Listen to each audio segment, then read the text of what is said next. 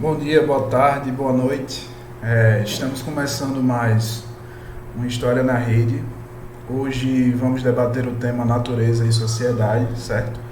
Especificamente a sustentabilidade, certo? Seguindo a nossa linha de pensamento, nós vamos iniciar tentando refletir um pouco sobre como o homem se relacionou historicamente com a natureza, certo? Vamos tentar responder essa pergunta. Então, gente, de forma geral, o homem, historicamente, ele se relacionou com a natureza a partir de uma dependência. Como assim? Eu gosto de brincar nas minhas aulas que o homem ele não faz fotossíntese. Então, ele precisa do trabalho para conseguir o seu sustento físico, biológico. Então, o trabalho ele é central para que o homem consiga sobreviver, se manter, né? Manter a sua vida.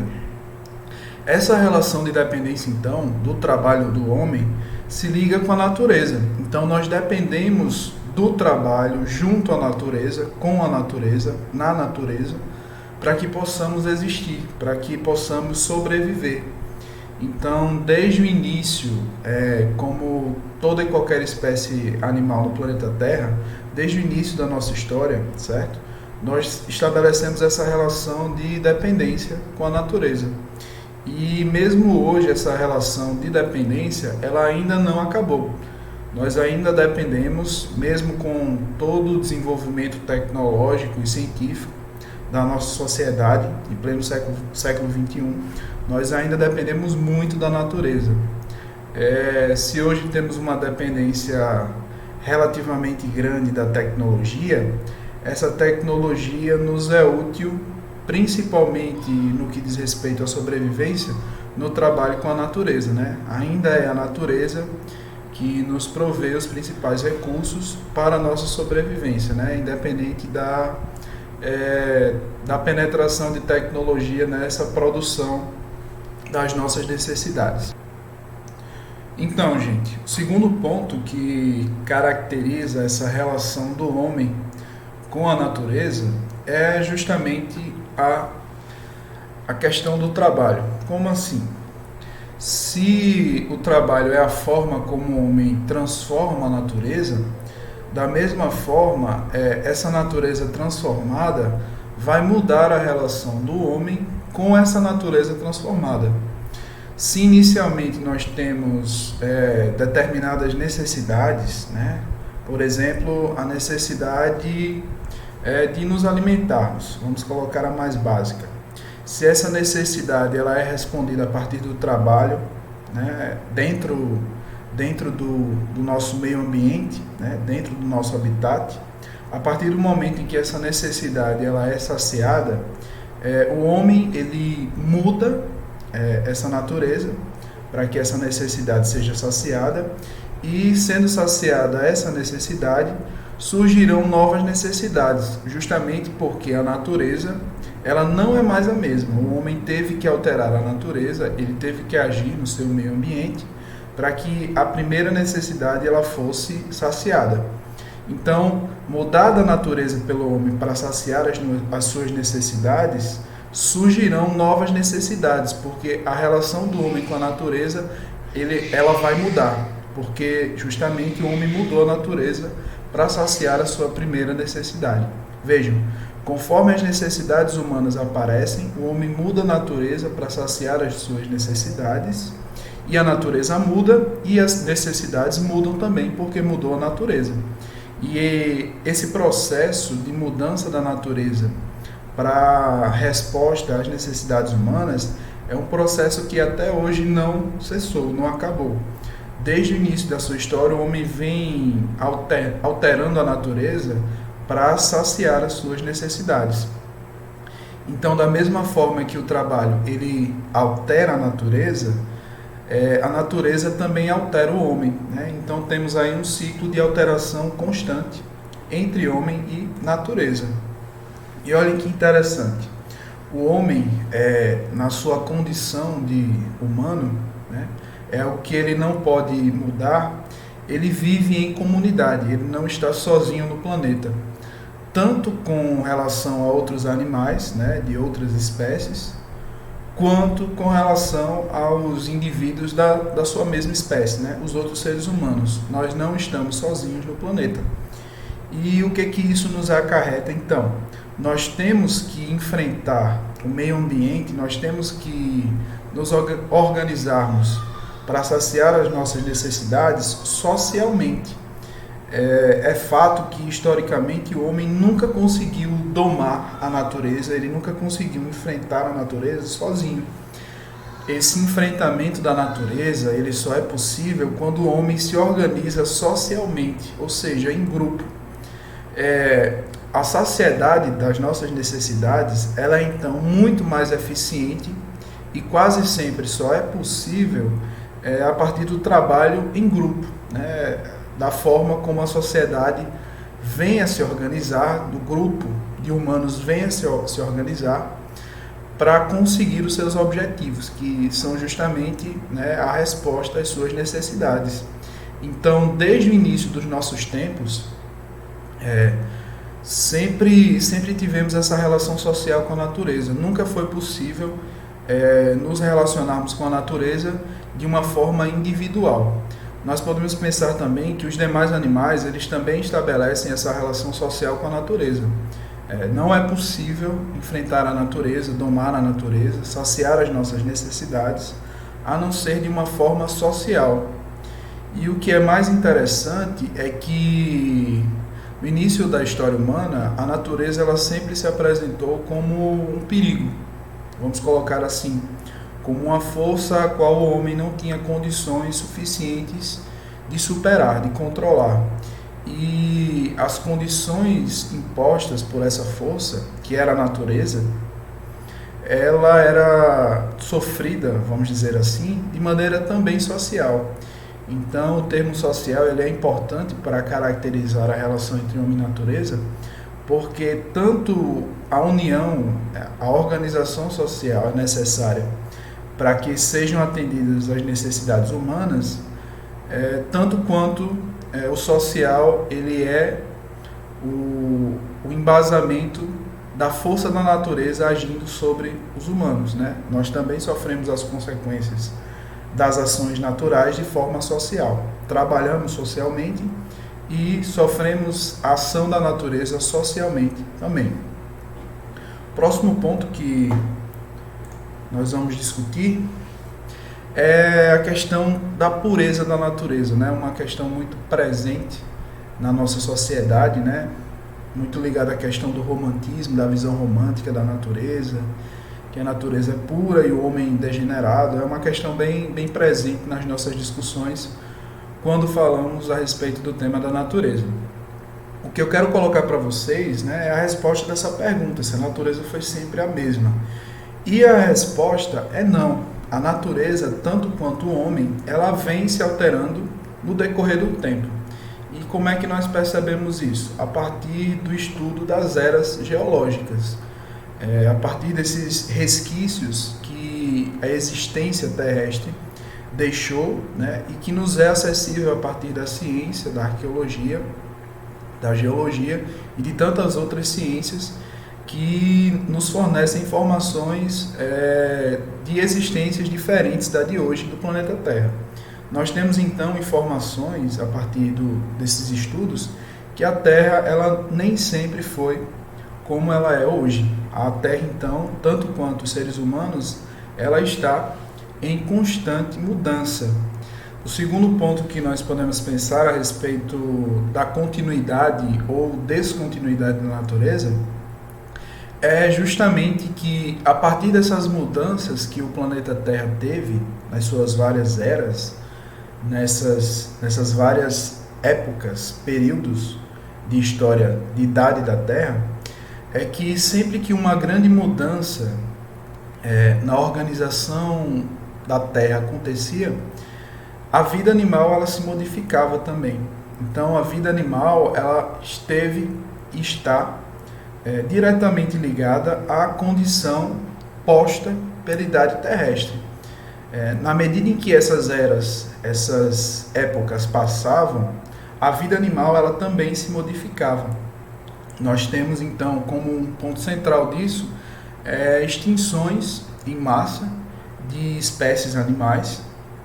Nós podemos pensar nos dinossauros, dos quais só nos restam hoje os fósseis, né, aos quais temos estudos. E temos também o surgimento de novas espécies proporcionadas por essas mudanças ambientais conforme se mudava o planeta Terra. Então, nós temos para a resposta a essa pergunta justamente que o planeta Terra nem sempre foi o mesmo, ele está em constante mudança. Então, o planeta Terra, ele não só sofre a ação de nós, seres humanos, ele também se altera por conta própria, né? Temos aí os elementos de rotação do planeta, de inclinação com relação ao Sol, definindo grandemente como as eras do planeta elas vão se organizar, né? Como a Era do Gelo, por exemplo, né? Muito famosa aí com filmes animados, animações.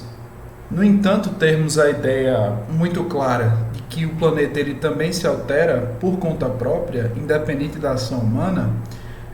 Temos atualmente que, na microescala, no nosso contexto, né, no nosso tempo, o principal fator de alteração, o último ponto então para a resposta da pergunta se a Terra foi sempre a mesma, se a natureza ela é pura, ela não se altera, é a ideia de que o homem, no tempo recente, ele é o principal responsável pelas alterações na natureza. Comparada à história do planeta, à história da natureza, à idade do planeta Terra, a ação humana ela é bem recente, mas o que nós temos que pensar é que essa ação ela é muito mais produtiva em termos de consequências do que as alterações naturais do próprio planeta. Como assim? As ações humanas, mesmo recentes, em comparação com a idade da Terra, elas produzem características, elas produzem alterações no planeta que são muito mais perenes e definitivas do que as alterações naturais do planeta. E isso nos influencia diretamente porque a partir do momento em que essas alterações elas não podem ser revertidas ou revertidas em um tempo muito lento, porque nós sabemos que o tempo da natureza é bem mais lento do que o tempo das necessidades humanas, nós temos então que enfrentar a situação de um planeta que lentamente pode não nos ser mais muito receptivo em termos ambientais, né, em termos de sobrevivência, e ao mesmo tempo podemos ter um planeta que pode não mais fornecer os recursos necessários para a resposta às nossas demandas. Tratando um pouco mais da história dessa relação, nós temos que a história da relação entre o homem e a natureza é caracterizada pelo medo. Por quê? Porque é muito recente as condições de desenvolvimento tecnológico que permitem ao homem quase que dominar totalmente a natureza. O que podemos pensar então? Na maioria da história humana, o homem ele esteve submetido às intempéries, às forças naturais. E mesmo organizado socialmente, esse grupo ele não tinha condições de enfrentar a força da natureza, as várias forças da natureza. Então nós temos a primeira relação do homem com a natureza, uma relação caracterizada pelo medo, pela desordem, pela ausência de controle do homem sobre a natureza. E percebemos então que o homem vai caracterizar a natureza como essa força que não se pode domar, que não se pode controlar, que muitas vezes, apesar de fornecer os elementos básicos para a saciedade das nossas necessidades, elas, na maioria das vezes, essas forças da natureza, se apresentam como desorganizadoras da vida organizada desses grupos humanos. A natureza, então, apesar de fornecer suprimentos às nossas necessidades, ela era muito mais vista como um elemento indomado, de caos, de ameaça, de perigo. Apesar de nos permitir a vida. O que mais caracterizou então essa relação, né? E lembrando que essa questão do medo na natureza, ela está muito presente nos primeiros grupos humanos, né? Nós temos os caçadores e coletores e temos, depois da Revolução Agrícola, os agricultores e criadores de animais. Assim mesmo, né? Mesmo depois da Revolução Agrícola, a natureza ainda se apresenta de uma forma indômita. Então, os primeiros grupos humanos, né, os caçadores e coletores, tanto quanto os grupos humanos pós-revolução agrícola e mesmo nas primeiras civilizações, vão pensar a natureza a partir desse elemento do caos, do medo, do temor, certo? Já nas primeiras civilizações especificamente, a natureza vai nos aparecer como a ameaça, certo? Para um mundo ordenado. Sempre lembrando que a natureza era essa força ainda, certo? Indomada, mas que vai tentar ser organizada a partir de esforços religiosos. Vejam que interessante, né? Os deuses eles vão aparecer nas primeiras civilizações como as forças da natureza. Então, os esforços religiosos eram justamente de agradar essas forças para que elas agissem em favor das necessidades humanas. Nós temos aí em Mesopotâmia e Egito os deuses representando as forças da natureza, tanto quanto nas demais civilizações da história antiga, né? A religião, então, ela vai funcionar para aquelas civilizações como uma forma de organizar o mundo de um modo em que as necessidades humanas sejam atendidas de uma forma mais tranquila. Ora, se as forças da natureza se tornavam deuses, nós podíamos então adorar esses deuses, né? Render sacrifícios, render homenagens, e assim agradando esses deuses, agradando essas forças da natureza, o mundo ordenado, né? Para a resposta às nossas necessidades, ele seria mantido. Então existia um esforço constante de manutenção desse mundo ordenado, justamente a partir da religião, e os deuses sendo essas forças, né? Precisando serem adorados para que esse mundo ordenado permanecesse. Temos então, por fim, né, de maneira conclusiva, que a natureza ela se apresentava tanto no medo dessas forças, né, quanto no trabalho religioso para a manutenção de um mundo ordenado, quanto na divinização da natureza, a partir da criação desses deuses identificados com essas forças naturais. Depois desse primeiro momento em que essa relação é caracterizada pelo não controle do homem sobre a natureza, nós temos esse segundo período que está muito mais próximo do nosso presente, que de uma certa maneira inaugura o nosso jeito de se relacionar com a natureza.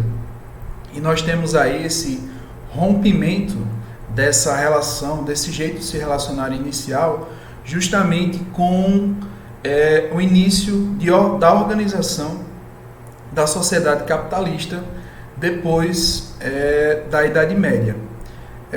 Justamente depois da desagregação do feudalismo, vai se organizar uma sociedade de transição, que nós chamamos de Antigo Regime, já conhecido por muitos de vocês, e vão se instalar também novas concepções de homem, de natureza, de existência, né? Todas essas ideias que vão surgir a partir desse período, elas vão modificar a relação entre o homem e a natureza, porque o homem ele vai passar a encarar a natureza de forma diferente. E a principal ideia que vai mudar essa relação, que vai mudar a forma como o homem encara a natureza, é o racionalismo. Ora, se nós temos então uma natureza historicamente que foi dificilmente enfrentada, a partir da qual se estabeleciam, né, divindades para tentar organizar o mundo de uma forma mais conveniente para os seres humanos, a partir do racionalismo, que vai surgir com a Revolução Científica, depois da Idade Média, né? Já no século XVII, com o início da organização das condições para o surgimento do capitalismo, esse racionalismo ele vai olhar o mundo de uma forma diferente. Se o místico, o mágico, o religioso era o principal elemento de olhar da natureza no passado, a partir desse momento a natureza ela vai tentar ser observada e analisada a partir de determinados critérios, certo? Que nós chamamos hoje de científicos. A natureza então ela vai ser estudada, ela vai ser desacralizada. Ela vai perder o que ela tinha de amedrontador do homem. E é justamente esse afastamento da religião que representa o fim da Idade Média, né? Um afastamento lento, obviamente, que não acontece do dia para a noite, né? É a partir dessa valorização do homem com o humanismo no Renascimento, né?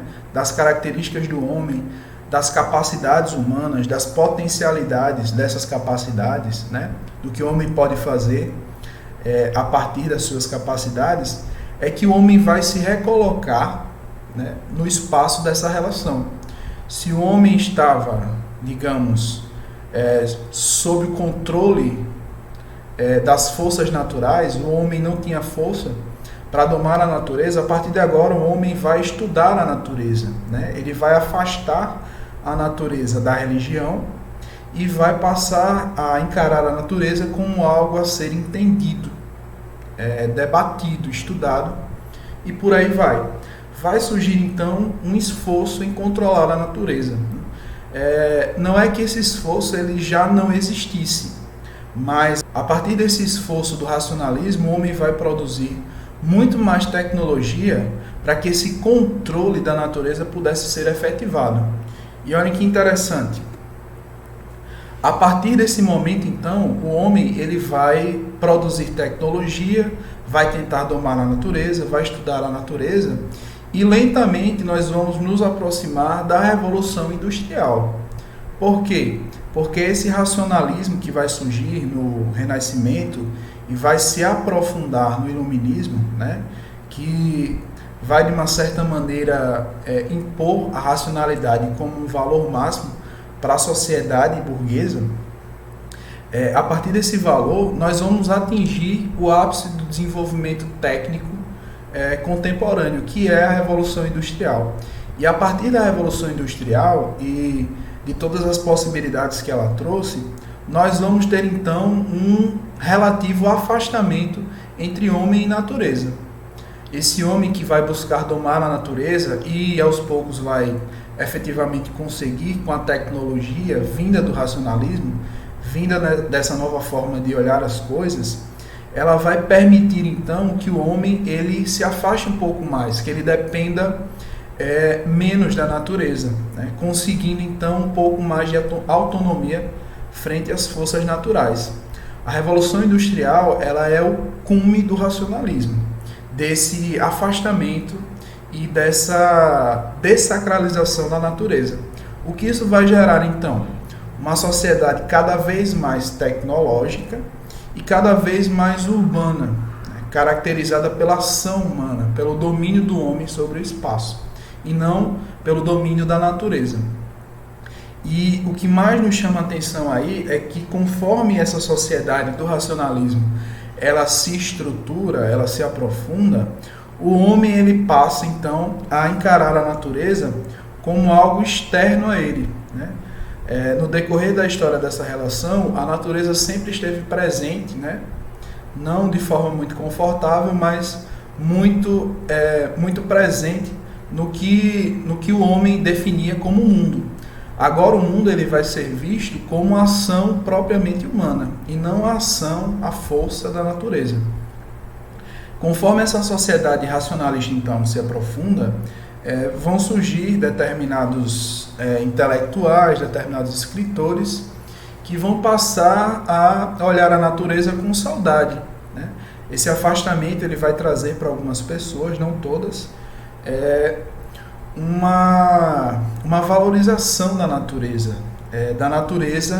enquanto força, enquanto beleza, enquanto pureza, em contraste com a sociedade que era cada vez mais desumanizada, né? Automatizada, dessentimentalizada, por dizer assim, afastada do que para os românticos, que são essas pessoas que vão sentir saudade da natureza, que vão exaltar a natureza, as suas qualidades, a sua pureza, de uma sociedade então que se afastava do que era verdadeiramente bom e puro. E daí o romantismo, né? Que é justamente esse movimento que vai valorizar, que vai de alguma forma trazer essa saudade na natureza, essa valorização. E a última questão então que vem abordar esse histórico da relação do homem e natureza é justamente esse distanciamento do pensamento do homem com relação à natureza. A partir do momento em que ele se volta a estudar e a domar a natureza por meio da tecnologia, de uma certa forma ele deixa de pensar na natureza como uma força, como uma vida independente dele. O homem então passa a ver a natureza como um objeto e não mais como senhora. Se ele via a natureza então como divindade, agora ele passa a ver a natureza como recurso, né? E é interessante esse termo, né? Recurso é algo que você pode lançar a mão, que você pode usar. A natureza então ela perde importância de uma forma simbólica. O homem deixa de valorizar a natureza. Não é que ela não seja mais importante, ela continua sendo extremamente importante. Só que o homem não vê mais assim. Se nos demais períodos a natureza ela é essa força ao qual o homem não tem controle, agora ela é justamente recurso a ser utilizado conforme a demanda humana. E essa sociedade racional que se inicia no final da Idade Média, né, que vai lentamente se aprofundando, ela não vem já pronta, é bom lembrar isso. Essa sociedade ela então vai deixar de pensar cada vez mais no tempo da natureza, no processo da natureza, para pensar cada vez mais no tempo humano, nas necessidades humanas. Ou seja, nós hoje, diferente do que acontecia antigamente, pensamos nas nossas demandas em primeiro lugar e não na forma como a natureza se organiza para que essas demandas possam ou não serem atendidas. Falando um pouco mais dessa nova relação entre homem e natureza que vai se estabelecer a partir do racionalismo, que vai se consolidar na sociedade capitalista, nós temos então um novo tempo que não é mais o tempo da natureza, e sim o tempo da fábrica. A fábrica como elemento central de resposta às nossas necessidades. Se o homem respondia às suas necessidades através do trabalho sobre a natureza, a fábrica, no presente momento, ela é a unidade de resposta às demandas humanas, a demanda da sociedade humana pela sobrevivência. E pensem comigo, a natureza ela ainda é essencial para a resposta a essas necessidades, só que o homem não vê assim.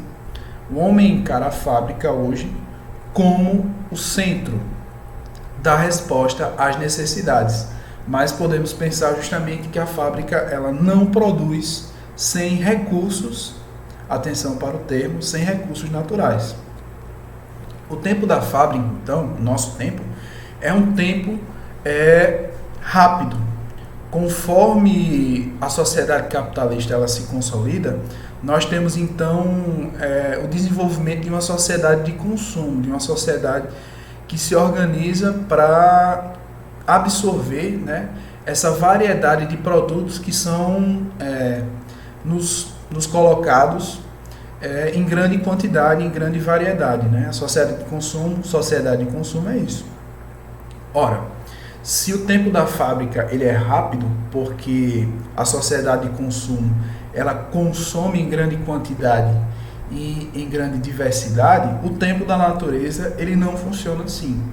O tempo da natureza de recuperação desses recursos, do que nós chamamos de recursos, ele é muito mais lento do que as nossas demandas, né? Sejam elas demandas reais ou demandas criadas pela nossa sociedade, né? A gente tem na sociedade de consumo também uma constante invenção de necessidades. Então nós temos aí um primeiro problema. Esse problema então está justamente nessa demanda imediata de produtos que a sociedade de consumo exige da produção. E a produção, como nós já conversamos, ela depende de recursos naturais. Esses recursos naturais, eles não são produzidos pela natureza, eles não são repostos pela natureza no mesmo tempo em que as demandas são colocadas pela sociedade. Esse problema então é que os recursos naturais, eles tendem a diminuir, já que a gente consome mais do que a natureza pode nos oferecer de recursos naturais. O que isso pode nos trazer no final das contas? Isso pode, a longo prazo, organizar a produção de uma forma, que por sinal já é a forma do presente, em que os recursos naturais eles vão ser cada vez menores. E o que isso pode acarretar? Um colapso na produção.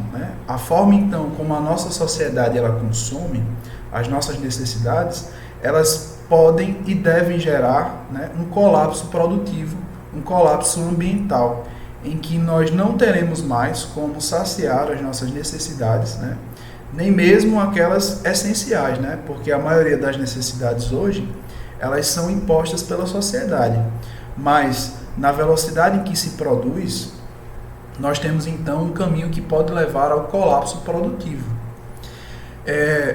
Por último, para encerrar esse ponto, nós temos que a lógica do lucro ela vai ser imposta à natureza no final das contas. A natureza que tem esse tempo mais lento, ela não vai conseguir responder às nossas demandas e chegaremos então a um ápice em que as demandas essenciais elas não vão poder mais ser atendidas, porque a natureza ela vai estar desabilitada para nos fornecer esses recursos, Ela não vai conseguir repor os recursos naturais. Por fim, a última característica dessa nova era de relação entre o homem e a natureza, ela é consequência dessa forma de se relacionar, desse relacionamento caracterizado pela fábrica, pelo tempo da fábrica. E que característica seria essa? Seria justamente os desastres ambientais e as mudanças climáticas. Os desastres ambientais, eles são então característica dessa nova era, justamente porque a lógica de relacionamento entre homem e natureza não é a lógica de recuperação da natureza, ou uma lógica que estabeleça que o homem deve se relacionar e responder às suas necessidades de uma forma em que haja tempo para que a natureza ela se recupere e que o homem ele não extraia recursos que possam levar a grandes mudanças naturais, mudanças bruscas na natureza, levando a um colapso produtivo. Essa nova forma de se relacionar entre homem e natureza, ela é justamente o tempo da fábrica, em que o lucro é o centro produtivo. O lucro é a própria lógica produtiva. A produção, então, ela deve se estruturar para que o maior lucro possível ele venha a ser alcançado. E não que a natureza ela tenha tempo para se recuperar ou ela seja respeitada, digamos assim, nas suas limitações. A lógica do lucro imposta à natureza é a principal força de surgimento de desastres ambientais. Nós temos como exemplo, justamente aqui no Brasil, a Vale. A Vale está ligada em menos de 2, 3 anos a 2 desastres ambientais. O desastre de Mariana e o desastre de Brumadinho. Vocês têm uma foto aí no fundo representando esse desastre, que tanto é um desastre para a natureza, quanto é um desastre enfrentado socialmente, como a gente já conversou, pelas sociedades humanas, pelas populações humanas, pelas comunidades locais. O desastre ambiental, ele não é só uma agressão à natureza, mas é uma agressão, então, às sociedades humanas que estão imediatamente ligadas àquele espaço no qual ocorreu o desastre ambiental. E é interessante, indo além disso, pensar que os desastres ambientais, para além desses desastres de Mariana e Brumadinho, eles são enfrentados, né, por populações gigantes. Nós temos, então, países que enfrentam desastres ambientais, né, muitas vezes desastres que não foram produzidos especificamente por aquele país que está enfrentando o problema, né, imediatamente.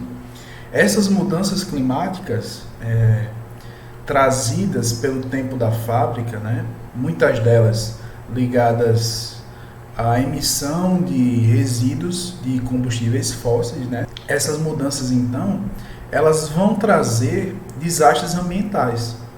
Ora, o que temos então em raciocínio lógico? A lógica do lucro, no tempo da fábrica, produz então mudança climática e desastres ambientais. O que não se leva em consideração nesses desastres ambientais é justamente que essa lógica é o centro da produção de desastres ambientais e não o erro técnico.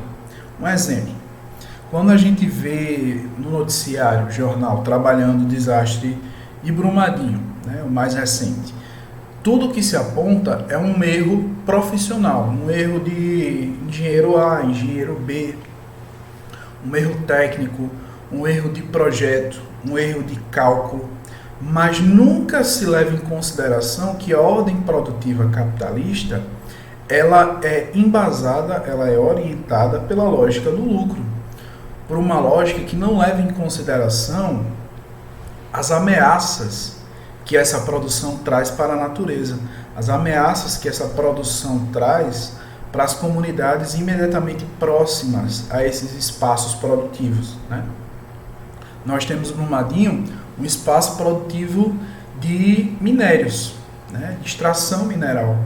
A lógica do lucro, então, ela não pensa nos impactos ambientais e nos impactos sociais dessa extração. Ela pensa, como a gente já conversou, no lucro. E sempre, né, quase sempre, aliás, o que tem sido apontado é que esses desastres ambientais, eles são consequências de erros e não do próprio sistema.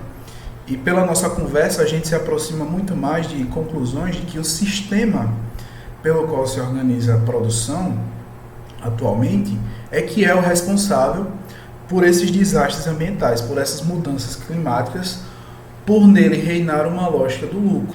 E quais são os grupos mais afetados por esses desastres ambientais, por essas mudanças climáticas? Geralmente são grupos que não são diretamente responsáveis pelas mudanças climáticas. Nós temos hoje no mundo um ranking de emissão de carbono, por exemplo, né? Esse carbono emitido pela combustão de combustíveis fósseis, ele acaba gerando o que nós conhecemos como efeito estufa. O efeito estufa ele aumenta a temperatura média do planeta, isso já é sabido pela maioria de vocês, só que aumentada essa temperatura, a temperatura dos oceanos aumenta também, e esse aumento na temperatura dos oceanos gera, por exemplo, furacões. Esses furacões, eles acontecem com uma relativa frequência nos Estados Unidos, mas eles também chegam à região do Caribe, por exemplo, que não é responsável por grande emissão de carbono. Ou seja, muitas vezes as populações que enfrentam os desastres ambientais, elas não são diretamente responsáveis por esses desastres. Nós temos então um planeta que vem sendo explorado predativamente e nós temos consequências sociais também em nível planetário. Como assim? As consequências dessa ação predatória, elas podem ser e vão ser e já estão sendo sentidas por todas as pessoas no planeta. Então, nós temos aí uma questão de responsabilidade planetária, né? De todo cidadão do planeta, ele ter que pensar justamente nas consequências dessa lógica produtiva. E é interessante que a responsabilidade ambiental, ela é posta individualmente, mas nunca ela é efetivamente posta frente às grandes indústrias.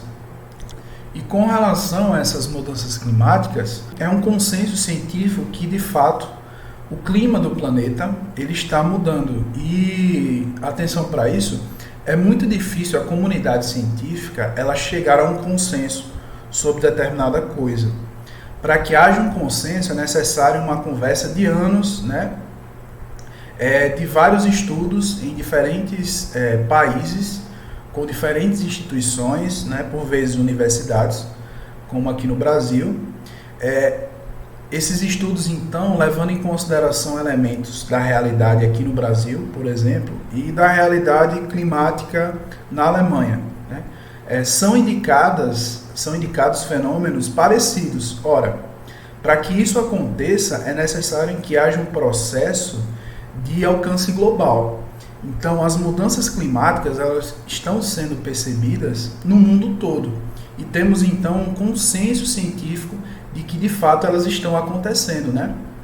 Pessoas que se dedicam a estudar, a examinar a realidade, né, a partir do método científico, elas encontraram, né, evidências de que a mudança climática ela está acontecendo em nível mundial. Então, é uma realidade científica a mudança climática no mundo. E nós só conseguimos entender essa nova realidade a partir dessa nova lógica produtiva que vai ser instaurada com o início do desenvolvimento do capitalismo. Para finalizar, gente, nós vamos debater então o termo sustentabilidade, né, que é a nossa proposta inicial. O termo sustentabilidade ele vai aparecer depois da Segunda Guerra Mundial.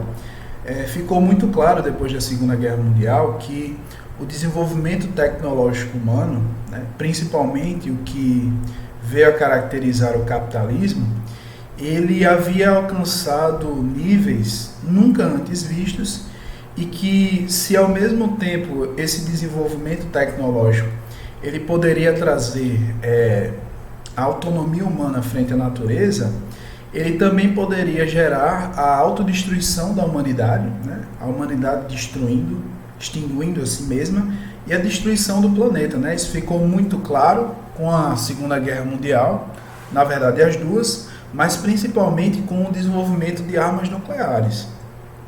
A tecnologia, então, ela passou a ser questionada como esse elemento que traria a autonomia, né? A libertação final do homem frente à natureza, né? Ele passaria então a ser o senhor da Terra, né? Isso ficou meio que questionado, em xeque, com o fim da Segunda Guerra Mundial. Já mais recentemente, no meio da década de 80, já para o final, nós temos então a consolidação da ideia, né? De que era necessário então repensar a relação entre homem e natureza, porque a forma com que se estabeleceu essa relação, ela produzia desastres naturais, ela produzia a degradação do meio ambiente e, consequentemente, ela ia nos levar a um colapso produtivo ambiental, né? Um ponto em que a natureza ela não seria mais capaz de ser explorada, de produzir resposta às nossas necessidades, ao mesmo tempo em que essa mesma lógica produtiva poderia gerar um planeta inabitável, né? Nos levando então, para além do colapso, do caos social, à extinção, a uma possível extinção. As principais agências internacionais, né? Nós temos aí principalmente a ONU, né? Elas vão indicar que essa mudança climática ela é uma realidade, que essa forma de produção ela é um problema, mas de fato nada vai ser feito para que isso seja mudado, né? A ONU ela vai trazer a questão da sustentabilidade de uma forma planetária, mas o que de fato mudou da década de 80 para cá? Pouco, né? A sustentabilidade ela vai ser defendida, né? Ela vai ser divulgada, ela vai incorporar estudos científicos, ela vai ser levada e financiada por diversas fundações e várias empresas, né, que por sinal muitas vezes são grandes produtoras de gás carbônico. Vejam aí a ironia, mas de forma efetiva muita coisa não vai sair do papel, né? Esse ranking de produção de carbono mundial, ele vai ser de conhecimento público, mas as empresas que são responsáveis, né, por essa emissão de carbono, elas pouco vão fazer para reduzir a sua emissão. E o que nós podemos pensar então é que, da forma como a produção atualmente ela é estabelecida, não há nenhum interesse em que isso mude. Como assim? Ora, se nós temos então a lógica produtiva baseada no lucro, e se o lucro crescente é o principal objetivo do nosso sistema, das nossas empresas, né? Se nós pararmos de explorar a natureza, nós vamos parar de ter um crescimento do lucro, podendo até estagnar o lucro ou então decrescer o lucro das empresas, né? Qual é o interesse então nesse sistema de reduzir o lucro? Nenhum. Então, essa redução de emissão de carbono, ela pode ser pontual em algumas empresas, mas em nenhum momento ela vai ser superada, enquanto não for superada a lógica do lucro do capitalismo. Porque na forma como se produz atualmente, né, os combustíveis fósseis principalmente, né, e a exploração dos recursos dos demais recursos naturais, elas seguem não a lógica da sustentabilidade, dessa ideia de que devemos explorar os recursos naturais de uma forma em que eles não sejam mais uma ameaça de inexistência para as próximas gerações. Esse é o conceito de sustentabilidade, né? A nossa produção, ela não pode comprometer os recursos naturais para as próximas gerações. Ora, se a lógica não muda, e a lógica é do lucro, essa sustentabilidade, ela é uma falácia, uma conversa de que devemos levar em consideração as demandas naturais, os limites naturais, mas de fato as coisas não se alteram, né? A emissão de carbono, ela continua, na verdade ela tem aumentado nos últimos anos, né? E o termo sustentabilidade, ele gira no mundo, ele alcança várias pessoas, mas a base produtiva, a lógica produtiva, ela não se altera. Então, a sustentabilidade, ela é posta para nós, mas na verdade ela não é alcançável. Nada mudou desde que o termo surgiu, nada mudou desde que nós temos consciência de que o planeta ele caminha para um colapso natural, né? Nada mudou desde que os desastres ambientais vêm acontecendo. Então a sustentabilidade, ela acaba não passando de um discurso, né? Que por muitas vezes ele é justo por quem o coloca, mas acaba sendo vazio frente ao que de fato domina a nossa organização produtiva. Então passa a ser, de uma certa forma, uma ilusão a sustentabilidade nessa lógica que temos organizado a nossa produção. Bem, gente, é isso. Eu espero que eu tenha sido claro. Espero o comentário de vocês e também espero sugestões de vídeos com temas a serem abordados. Fiquem à vontade. Valeu!